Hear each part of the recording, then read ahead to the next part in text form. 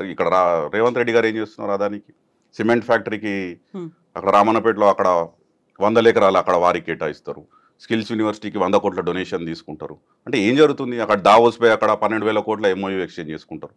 అంటే రాహుల్ గాంధీ గారు కనబడతలేరా లేకపోతే కనబడనట్టు యాక్టింగ్ చేస్తున్నారా? Rahul Gandhi is a very good actor. ఎందుకంటే ఆయనకు తెలిసే జరుగుతుంది.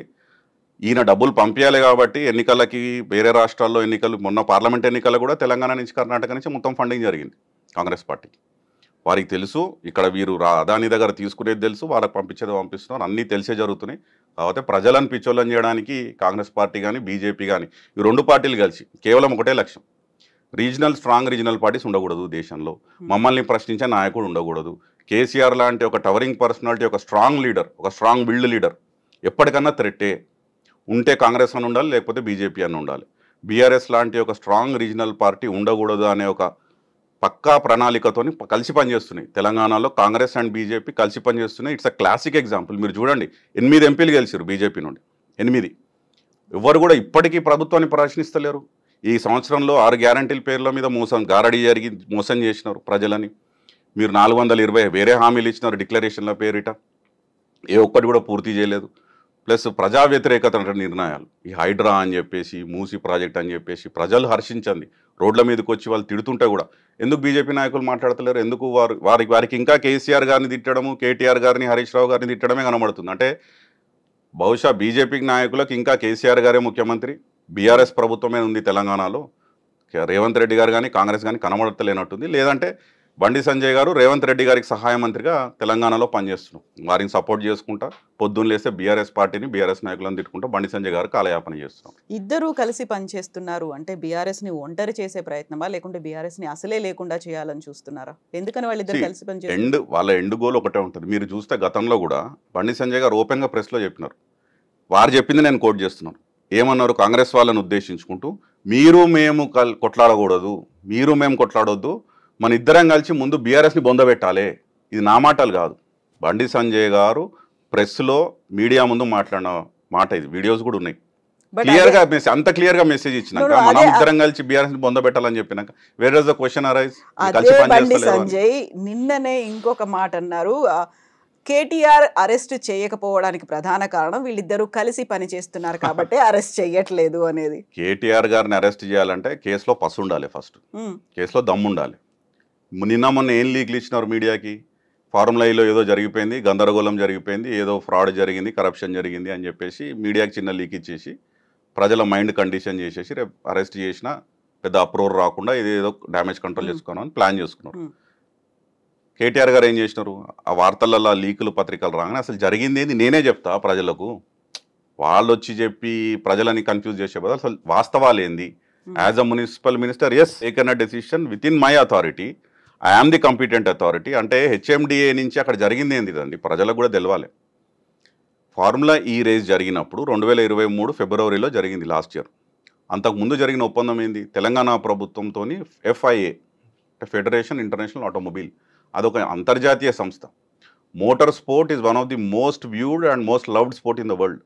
మీరు ఇప్పుడు మొన్న ఫార్ములా ఈ జరిగితే 49 కోట్ల మంది చూసారు. అది ప్రత్యక్షంగా కానీ టీవీలో కానీ డిజిటల్ మీడియాలో కానీ 40 కోట్ల మంది చూసారు. అంటే ఎంత ఆదరణ ఉంది ఆ స్పోర్ట్కి. ఆ స్పోర్ట్ తెలంగాణకి రావాలి, హైదరాబాద్కి రావాలని చెప్పి చాలా కృషి చేసి చాలా శ్రమపడి తీసుకొచ్చారు. ఉట్టిగానే ఆషామాషిగా రావవి. హైదరాబాద్కి రావాలన్నా, వేరే సిటీకి పోవాలన్నా మనతో పాటు బాంబే, ముంబై లాంటి సిటీ, బెంగళూరు, చెన్నై లాంటి సిటీలు పోటీ పడ్డాయి. మన దేశంలో ప్రధానమైన నగరాలు కాదు, సౌత్ కొరియాలో సియోల్ కానివ్వండి, సౌత్ ఆఫ్రికాలో జోహానస్బర్గ్, కేప్ టౌన్ లాంటి నగరాలతో పోటీ పడి మనం తీసుకొచ్చుకున్నాం. అది అంటే దానివల్ల ఏమవుతుంది? ఏదో రేసు, డబ్బులున్న వాళ్ళే చూస్తారు అనేది కాదు ఇక్కడ. దీని వెనుక ఒక పెద్ద ఒక ప్రణాళిక ఉంది. Electric vehicle adoption, sustainability, mobility అనేది మనం ఒక 1 వీక్ ప్రోగ్రామ్ చేసింది గత ప్రభుత్వం కేసీఆర్ గారి నాయకత్వంలో. 1 week before the race, 1 week EV mobility, EV summit. అందులో ఏం చేసినారు? ఎలక్ట్రిక్ వెహికల్ మ్యానుఫ్యాక్చరర్స్ని రమ్మని వారికి ఇక్కడ ఇన్సెంటివ్స్ ఇస్తామని చెప్పి పెట్టుబడుల ఆకర్షణ అనేది ఒక దాని వెనుక ఉన్నటువంటి ఒక ప్రధాన ధ్యేయం ఏంటంటే పెట్టుబడులు ఆకర్షించాలి తెలంగాణకి. It's a growing market. Electric vehicles అనేది గ్రోయింగ్ మార్కెట్. పొల్యూషన్ లేకుండా, పెట్రోల్ డీజిల్ లేకుండా జరిగేది ఫ్యూచర్ అంతా అదే గ్రీన్. పెట్టుబడులు ఆకర్షించిన దాంట్లో ఆ వీక్లో మనకి ప్రత్యక్షంగా మీరు 2500 కోట్లు పెట్టుబడులు వాళ్ళు వచ్చి అనౌన్స్ చేసినారు. అదే కాకుండా అమరరాజా బ్యాటరీస్ మనం అప్పుడు ఈ 1 వీక్ ఆఫ్ ఈవీ సమ్మిట్లో మనం ఏం చెప్పినామంటే తెలంగాణలో ముఖ్యంగా హైదరాబాద్ దగ్గరలో 3 ప్రాంతాల్లో ఈ మొబిలిటీ వ్యాలీస్ అని మేము క్రియేట్ చేసినాం ప్రభుత్వ ల్యాండ్స్లో. ఇప్పుడు డివిటిపల్లి మహబూబ్ నగర్, అట్లానే వికారాబాద్ దగ్గర ఎంకతలపల్లి మొమిన్పేట దగ్గర మండల్ దగ్గర ఇక్కడ ఒక 400 ఎకరాలు, అక్కడ ఒక 1000 ఎకరాలు. అంటే ఈ మొబిలిటీ వ్యాలీ రేపు మనకి it should become the hub of electric vehicles manufacturing. తద్వారా ఏమవుతుంది, పెట్టుబడులు వస్తాయి, ఇక్కడ యువతకు ఉద్యోగ అవకాశాలు వస్తాయి.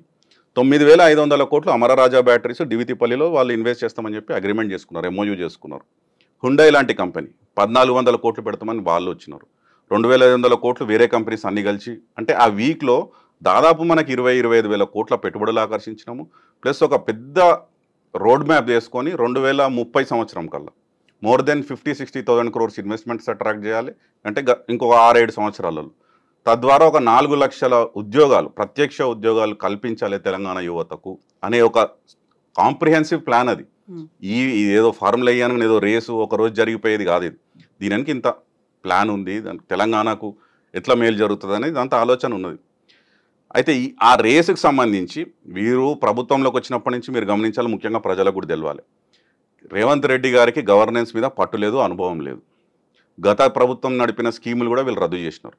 ఉదాహరణ కేసీఆర్ కిట్లు లేవు, రైతు బంధు క్యాన్సిల్ అయిపోయింది, ఇస్తామన్న 6 గ్యారెంటీలు గంగల గలిచినాయి. వీరంతా కేవలం వ్యక్తిగతంగా రాజకీయ కక్ష సాధింపు చర్యలు. ఎందుకంటే మీరు రాగానే చూడండి, ప్రభుత్వంలోకి రాగానే కేసీఆర్ గారి ఆనవాళ్ళు లేకుండా చేస్తా, భారీ స్పీచ్లు. ప్రభుత్వంలోకి రాగానే ఫార్మాసిటీ రద్దు, 19,000 ఎకరాలల్లా. అంటే ఎకానమీస్ ఆఫ్ స్కేల్, చైనాతో పోటీ పడాలి మ్యానుఫ్యాక్చరింగ్లో ఫార్మా అంటే. దానికి ఒక విజన్ ఉండాలి, ఒక ఆలోచన ఉండాలి. ఆలోచనతో తెలంగాణలో హైదరాబాద్లో మనం పెట్టుకున్నాం ఫార్మాసిటీ. కేవలం కేసీఆర్ గారికి పేరు వస్తుంది, ప్రభుత్వం పేరు వస్తుందని రద్దు. Airport metro, financial district Rayadurgam నుంచి ఫైనాన్షియల్ డిస్ట్రిక్ట్ నుంచి ఎయిర్పోర్ట్ కనెక్ట్ అయ్యే మెట్రో ప్లాన్ అయిపోయింది. అప్పటికి మార్కింగ్స్ కూడా అయిపోయినాయి గత ప్రభుత్వం. రేవంత్ రెడ్డి గారు కాగానే రద్దు. ఫార్ములా 4 సంవత్సరాలకు చేసుకున్న కాంట్రాక్ట్ ఇది. 2023లో రేస్ జరిగింది, ప్రభుత్వం మానంగానే నేను వచ్చిండు, క్యాన్సిల్. ఈ సంవత్సరం జరగలేదు, క్యాన్సిల్ చేసుకుని బ్రీచ్ ఆఫ్ కాంట్రాక్ట్ చేసినారు రేవంత్ రెడ్డి గారి ప్రభుత్వం. అది రద్దు రద్దు రద్దు రద్దు. రెండోది ఏం చేసినారు, వీరిని ఎట్లా ఒక చేసి కేసులో ఇరికియాలి, ఏదో ఒక కేసులో ఇరికియాలి అని చెప్పి కాళేశ్వరం మీద ఒక కమిషన్, పవర్ పర్చేస్ అగ్రిమెంట్స్ మీద ఇంకో కమిషన్, ఇప్పుడు ఫార్ములా ఈ మీద ఏసీబీ విచారణ, ఫోన్ ట్యాపింగ్ మీద ఇంకో విచారణ. చూడండి, ధరణి మీద ఒక విచారణ, అది రద్దు చేసినారు. ధరణి పోటీ, విద్యుత్ ఉంది, అదే పవర్ పర్చేస్ అగ్రిమెంట్ నేను చెప్తున్నా, కమిషన్ పెట్టినారు. మరి ఇప్పటివరకు ఏం చేసిరండి, కొండందోవి ఎలకను కూడా పట్టలేదు. దాదాపు సంవత్సరం అవుతుంది. అవే కావచ్చు త్వరలో పేలబోయే అణుబాంబులు, ఆటం బాంబులు. ఎవరు ఆపుతున్నారండి? మేము ఒకటే చెప్పినాం, ఒకవేళ మీరు కేవలం చేసిన ఆరోపణలు చేసుడు ఒక ఎత్తు, ఆరోపణలను రుజువు చేసుడు ఇంకో ఎత్తు. మీరు ఇది చేయాలి ప్రజాస్వామ్యంలో. ప్రజల ముందు మీరు చేసిన ఆరోపణలకు ఎవిడెన్స్ పెట్టండి.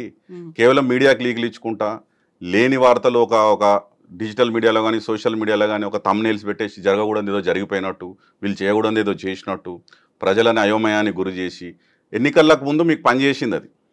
కాళేశ్వరం ఏటీఎం అన్నారు, కరెక్ట్. మరి ఇప్పుడు సంవత్సరం అవుతుంది, ఎందుకు మీరు ప్రూవ్ చేయలేకపోతున్నారు ఇక్కడ కరప్షన్ జరిగిందని? కేవలం కాలయాపన చేసి ఏదో కేసులు ఇరికేయాలి వీళ్ళని, ఏదో కేసులో జైలుకి పంపించాలనే ఉద్దేశంతో పనిచేస్తున్నారు. ఈ ఫార్ములా ఈకి సంబంధించి కేటీఆర్ గారు మున్సిపల్ మంత్రిగా, మీరు హెచ్ఎండిఏ అనేది ఇట్స్ అన్ ఆటోనమస్ బాడీ, వారి డెసిషన్ సొంతగా తీసుకోవచ్చు. అండ్ దానికి వైస్ చైర్మన్గా మున్సిపల్ మినిస్టర్ కేటీఆర్ గారు, దానికి చైర్మన్గా ముఖ్యమంత్రి కేసీఆర్ గారు, ఆ హెచ్ఎండిఏకి కింద మెట్రోపాలిటన్ కమిషనర్ అరవింద్ కుమార్ గారు. So it's an independent autonomous body, they can take the decisions. ఇప్పుడు ప్రభుత్వాలు ఈవెంట్స్ ఎన్ని స్పాన్సర్ చేయవండి సంవత్సరంలో? ఇప్పుడు రేవంత్ రెడ్డి గారు పెద్ద పెద్ద మాటలు మాట్లాడుతున్నారు, 2036లో మనం ఒలింపిక్స్కి బిడ్ చేయాలి హైదరాబాద్ నగరం అని చెప్పి. హైదరాబాద్ నగరానికి ఒలింపిక్స్ ప్రభుత్వం డబ్బు ఖర్చు పెట్టకుండానే వస్తుందా? ఇంటర్నేషనల్ ఒలింపిక్ కమిటీకి వీళ్ళు ఇవ్వాల్సి వస్తుంది డబ్బు, గవర్నమెంట్ తరఫున స్పాన్సర్షిప్ కింద వీళ్ళు ఇవ్వాల్సి వస్తుంది. మామూలుగా ఉండదు అది. ఒలింపిక్కి ఎంత ఖర్చు అవుతుంది అన్నది కూడా ఆయనకు నాకు తెలిసి అవగాహన లేదు. గత టోక్యో ఒలింపిక్స్కే 2,90,000 కోట్లు ఖర్చు అయింది. మరి ఇక్కడ పెట్టాలంటే ప్రభుత్వం దగ్గర ఆ నిధులు, ఆ వనరులు ఎట్లా పెడతాము, ప్రభుత్వం నుంచి ఎట్లా ఇవ్వగలుగుతాం, ఏం ఐడియా లేదు. ఉట్టిగానే బాగా కొట్టే ఛానళ్ళు ఉన్నాయి, డబ్బాలు కొట్టే ఛానల్ ఉన్నాయి కాబట్టి నేను మాట్లాడతా పెద్ద విజనరీగా అని మాట్లాడుతున్నాను. నాకు అసలు ఏమీ తెలియదు, సబ్జెక్టు లేదు, ఈ has got absolutely zero knowledge. So HMDA ఏంటిది, ఇండిపెండెంట్ బాడీ, 55 crores ఎందుకు ఇవ్వాల్సి వచ్చింది అనేది కూడా 2023లో రేస్ జరిగినప్పుడు 4 సంవత్సరాలకు చేసుకున్న కాంట్రాక్ట్ అది. గ్రీన్కో అనే ఒక ప్రైవేట్ ఇన్వెస్టరు ప్రైవేట్ ఇన్వెస్ట్మెంట్ చేసినారు 2023లో. వారు 100 crores ఇన్వెస్ట్ చేస్తే ప్రభుత్వం తరపు నుంచి ఒక 35-40 crores, అంటే టోటల్గా 140-150 crores ఆ ఈవెంట్ జరిగింది. తద్వారా నేను ఇంతకుముందు మీకు చెప్పినట్టు ఎన్ని వేల కోట్ల పెట్టుబడులు వచ్చినాయి, ఎన్ని ఉద్యోగ అవకాశాలు కల్పించబడ్డాయి. అదే కాకుండా నియల్సన్ రిపోర్ట్, ఇట్స్ అ ప్రైవేట్ సంస్థ, వాళ్ళు రిపోర్ట్ ఒకటి రిలీజ్ చేసినారు హైదరాబాద్లో ఈ గ్రాండ్ ప్రీ జరిగినాక. 700 కోట్ల ఎకనామీ స్పర్ అయింది, బూస్ట్ అయింది హైదరాబాద్కి. 700 కోట్లు, $84 million అని చెప్పి వాళ్ళకి డీటెయిల్గా ఇచ్చారు. ఎట్లయింది, హాస్పిటాలిటీ ఎంత పెరిగింది, మీకు ట్రాన్స్పోర్టేషన్ ఎంత జరిగింది, టూరిజం ఎంత బూస్ట్ అయింది, ఇవన్నీ చేసి వాళ్ళు క్యాల్కులేట్ చేసి దాన్ని ఒక మెజర్గా చెప్పినారు. 700 కోట్లు అంటే ఇంత పెద్ద ఈవెంట్ హైదరాబాద్కి ఒకటి ఖ్యాతి వరల్డ్ సర్క్యూట్లో. న్యూయార్క్లో ఇది ఎక్కడ జరుగుతుందండి ఫార్ములా అనేది, ఎట్లాంటి నగరాల్లో జరుగుతుంది? New York, London, Rome, Paris, Tokyo, ఇట్లాంటి 10 దేశాల్లో జరిగే, ఇట్లాంటి 10 ప్రధానమైనటువంటి నగరాల్లో జరిగే రేస్లో ఉన్న సర్క్యూట్లో హైదరాబాద్ని తీసుకెళ్ళి పెట్టినారు. మనం పెట్టినాం ఆ మ్యాప్. అంటే ఒక ఖ్యాతి, దాంతోపాటు పెట్టుబడులు, దాంతోపాటు ఇక్కడ ఉద్యోగాలు, ఉపాధి అవకాశాలు.